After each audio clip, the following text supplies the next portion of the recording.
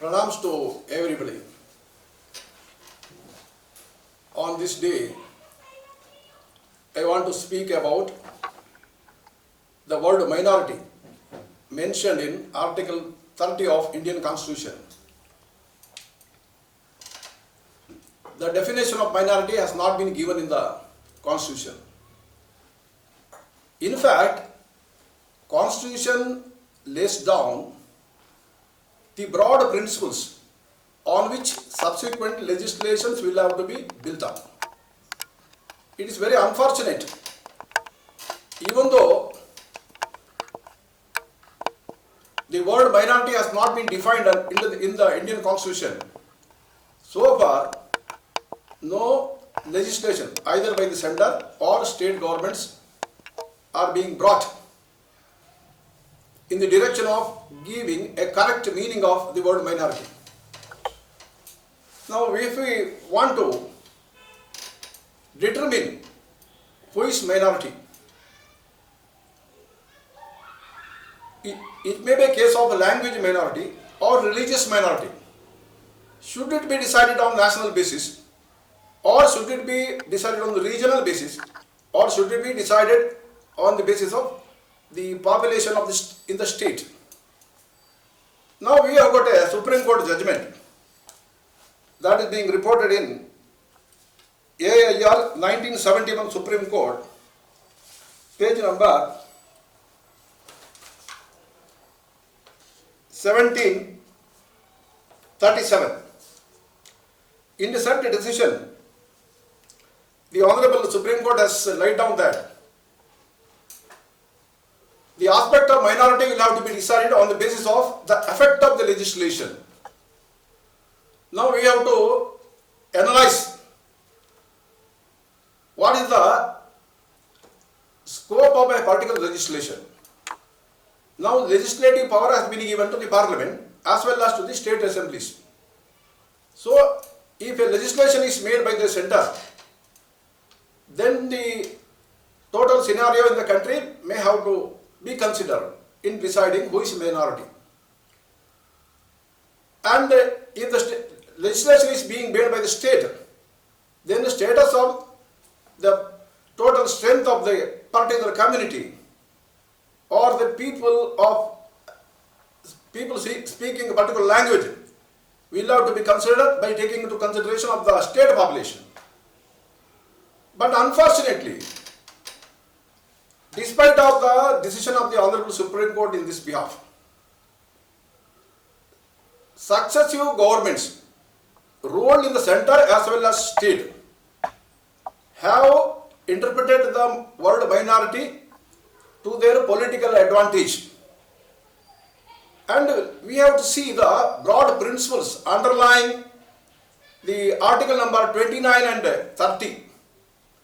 Article 26 of the Indian Constitution gives right to all the groups of religious denominations, all the institutions established by the religious denominations to have their own educational institutions.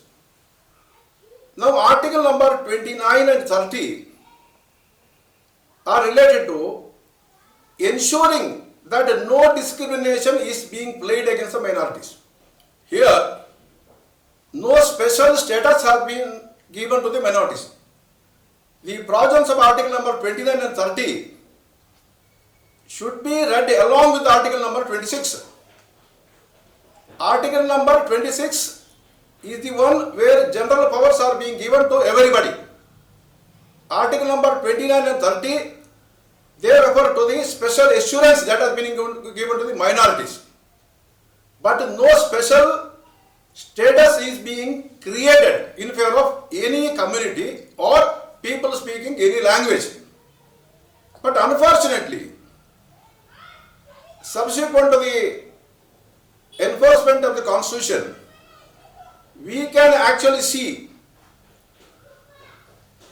carving out the special status to the minorities and a total wrong interpretation and application of the word minority.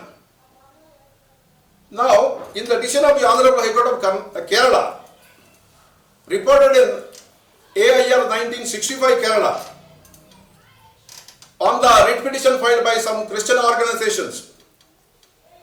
The High Court of Kerala has decided that in a particular state, if a population of that particular community is lesser than 50%, that community will have to be considered as a minor community. Now let us see the present scenario of the Kerala. In Kerala, Hindus, Christians and Muslims are almost in the same numbers. None of them are crossing the limit of the 50%. But what is happening to the Hindus? Minority status is being given only to the Muslims and Christians, and Hindus are not being considered as a minority, even though in the state of Kerala, their population is lesser than 50%. By virtue of that, what is happening? Special grants are being given to the minority institutions by the successive governments, both at the center and the state. Special commissions are being appointed. Now, in Karnataka, during the time of Chief Minister Ramakrishna Hegde, first time in the nation, a commission is being appointed to consider the case of the minorities. A minority commission is being established. That is being followed by various other states and subsequent years. Grants are being made. The article number 30 says that while making the grant, the government shall not discriminate against the minorities. Now what is happening in the country? Grants are being made to the minorities. Discrimination is being made against the majority. The institutions established by the majority the communities are not being considered in para with the institution of minority status. Is it the aspiration of the constitution? Is it the principle that is underlying under Article 29 and 30? Certainly not. Article 29 and 30 is only an ensuring article to the minorities that they will not be discriminated. But let us see the position now. In Kashmir, the majority community is the Muslims. They are being considered as minorities. Hindus are in microscopic minority in the state of Kashmir. Now what is happening to them? They are being considered as majority people. Come to Sikkim, Buddhists are in majority in Sikkim. Now they are being given with the status of minority. Come to Punjab, Sikhs are being with the status of minority. But they are far more than 60% of the total population therein. Now come to Bengal. Now Hindus have already come down below the 50%. As per the ratio of the decision of the Kerala High Court.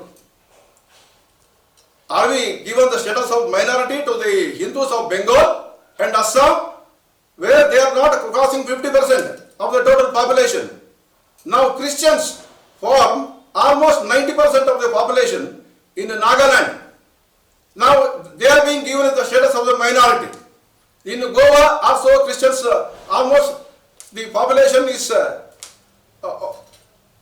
coming about 45% of the total population. Now there are other states where Hindus are in lesser number than the Muslims and Christians. Now let us see the scenario in Kerala. In Kerala, two alleged minority communities, that is Christians and also Muslims, they form a league, they form a government, and they rule for years. The Hindus, with the status of the majority, even though they are dubbed into the minority, they lose all political advantage. All the grants are going to the institutions of Christians and Muslims. Time and again, several high courts as well as Honorable Supreme Court has held that there is a need to have a correct interpretation of the word minority. But our governments have got no time to bring up with the legislation to explain the word minority and define its actual meaning. Now, who is really minority? Let us think over it. There are certain communities who are in microscopic minority, say Parsis, Anglo-Indians. Now, these parties, they don't have enough numbers to have the political representation. Coming to the Muslims, now in each government formed in almost every state, they will have the representation. Now they get themselves elected to the Legislative Assembly and Parliament in big numbers. They are part of the decision-making bodies. Now, can we consider the Muslims as a minority in this country? Now, if constitutional definition of minority is not there, if the government has not taken pains to come up with a legislation explaining the word of minority, we have to study the reasons behind not bringing this legislation. Now the community of Christians as well as Muslims, they have got a dominant global presence. There are several countries which are being considered as Muslim countries and which are being considered as Christian countries. Our government will be always under the virtual pressure not to bring this legislation defining the meaning of the minority. This can be very well be understood from various factors. Now let us consider the position of the Hindus. Hindus are indifferent so far as the treatment that is meted out to them. They have been dubbed into the second-class citizenship in their own country. Now let us go to the scenario in Malaysia and Indonesia. In both these nations, originally they were being considered as democratic countries. Muslims were not in majority in both of these countries. Now once the Muslims have acquired the majority strength in both of these nations, the countries are being converted into Islamic countries. The result is special status has been given to the Islamic followers and Muslims. If you go to Indonesia, person not belonging to the Muslim community has been deprived of the chance of getting decision-making authority in any government post. He will not get any promotion in the military. He will not be a part of a decision-making wing of the military. The same is the scenario in Malaysia. The Malaysian government has acquired several companies owned by the Hindus. After acquisition, the shares are being allotted to the Muslims. Jobs are reserved for the Muslims in public sector as well as in private sector. Various grants are being given. Muslims, when they are in majority, they get the special status. When they are in minority, in the countries like India, they get the special status. But let us see the plight of the Hindus. Let us go to Sri Lanka. Sri Lanka, at the time of the independence of Sri Lanka in the year of 1948, Hindus were the part of decision-making authority of the government. Later on, the Sinhala and also the Tamil conflict started. In a separate talk, I want to inform my audiences about the agony of Sri Lankan Hindus.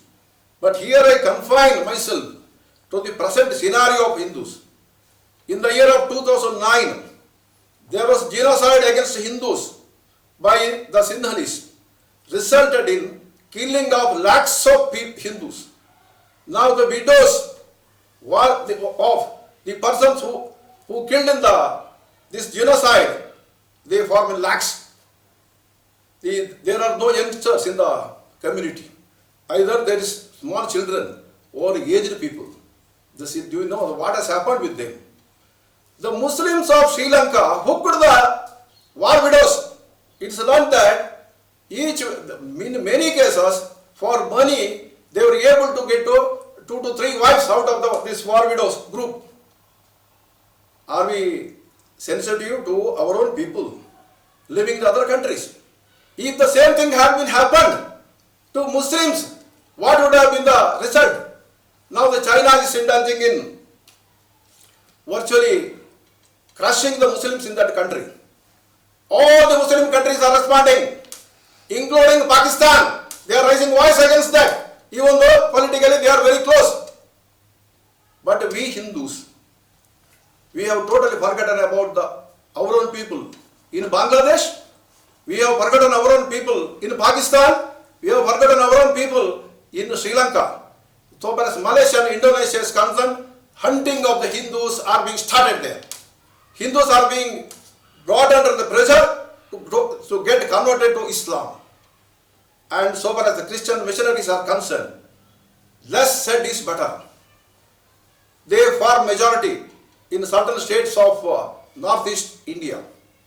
Now, even though they form the majority in the states like Nagaland and Meghalaya, now they are being considered as minorities. Tribal status are being given to them, and they are given the status of the minority also. All the government grants are flowing towards them. They get a lot of foreign contributions. Likewise, innumerable number of institutions are being set up by the Christians in Kerala, which are being funded by not only by the state government but also by the international bodies committed to the Christianity. The result is that the taking advantage of the Article 26 of the Indian Constitution, they propagate their religion by indulging in all the dubious tactics. If you go to Kerala and Malabar region, you can virtually see the replicating of all the Hindu rituals and Hindu temples. Poor people are being misled, innocents are misguided, and they are hooked. There are a lot of cases where we have come across pressurizing the tribals by these missionaries. Now, is it not a time where we have to have a legislation correctly defining the word minority? Now, even if a minority status is being given to any group of the people or any religion of the people, such a kind of groups or religions, they cannot acquire special status. They can be considered only in par with the other majority community. So any kind of special status, virtually we are abusing the constitutional principles. But unfortunately, this case has not been put forth before the court so far by our Hindu organizations. Even though we are subjected to now all the treatment which has pushed us to second-class citizens. So I request my viewers to think over this subject.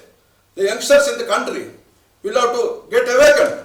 If you want to have a country where your motherland has to be saved, where the tradition of this country will have to be saved, this is time to think and prevail upon the central government, which has got elected on basically on Hindus, to come up with the legislation to protect the culture of this country, identity of this country, and the tradition that has been left behind by the innumerable number of rishis who have sacrificed their life for the sake of humanity.